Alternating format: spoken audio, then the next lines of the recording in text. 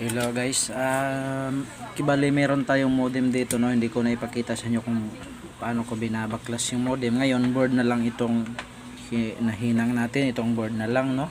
So ang problema kasi nito guys, walang power.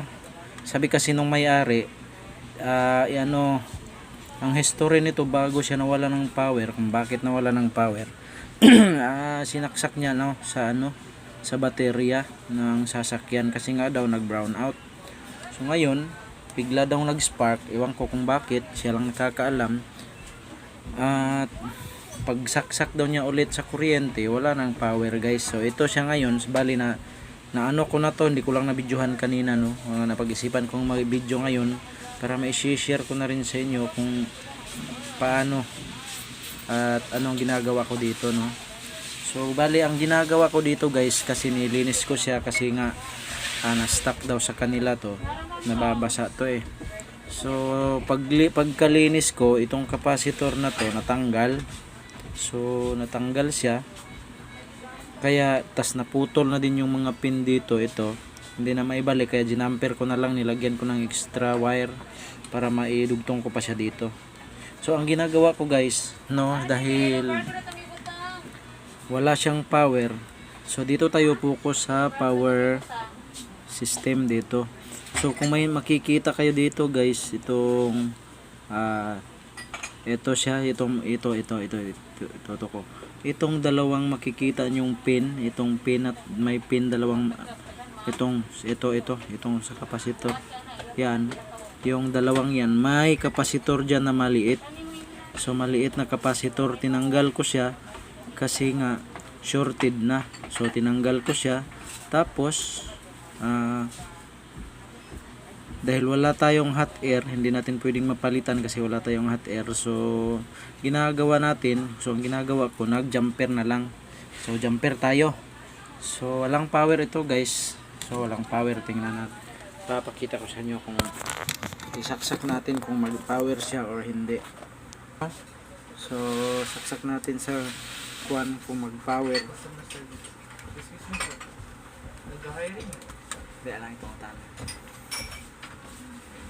Okay, so, saksak natin guys, ito siya sa likod.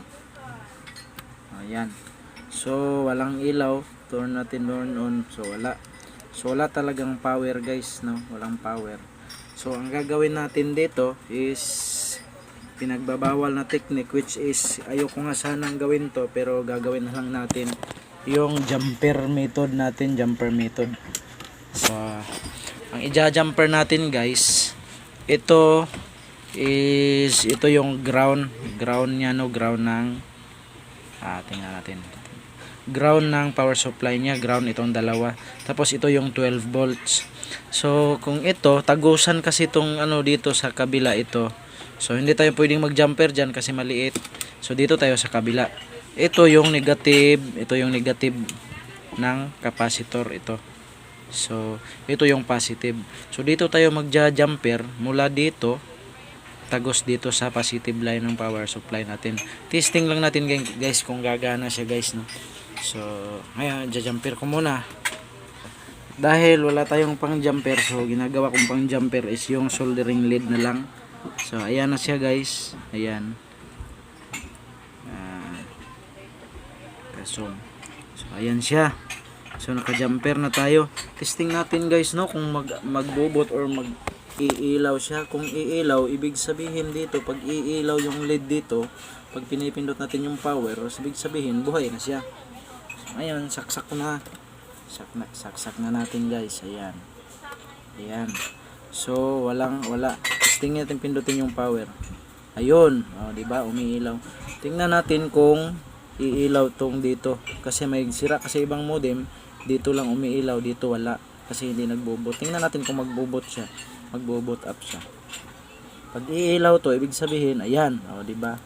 So hintayin natin yung isa, wala pang SIM card kasi guys, kasi kaya hindi tayo pwedeng magpailaw dito. Ayan. So successful yung experiment natin guys, no. So ganun lang gagawin nyo guys pag meron kayong modem na ano, ayan, pag walang power, So yan lang, jumper lang nyo lang dito, jumper lang. Ayan. Tanggalin nyo yung capacitor na maliit dito sa kabila. Dito sa kabila may maliit na capacitor diyan, yung maliit. So testing natin, lagyan ng SIM. Guys, no, naputol yung video. Ito na ngayon, nasaksak na natin yung SIM. So gumana na siya guys. May na yung signal dito sa area ko guys, kasi nasa underground kasi ako. Pero napasignal lang natin siya guys. So ayan, kulay green. Meron siyang 1 bar minsan din wala kasi nga mahina yung signal dito. So smart yung gamit natin. So ayan na siya guys. So ayan, may 1 bar siya. Successful yung experiment natin guys. Okay. So kung may natutunan kayo sa video na to, please share, subscribe. Maraming salamat sa panonood.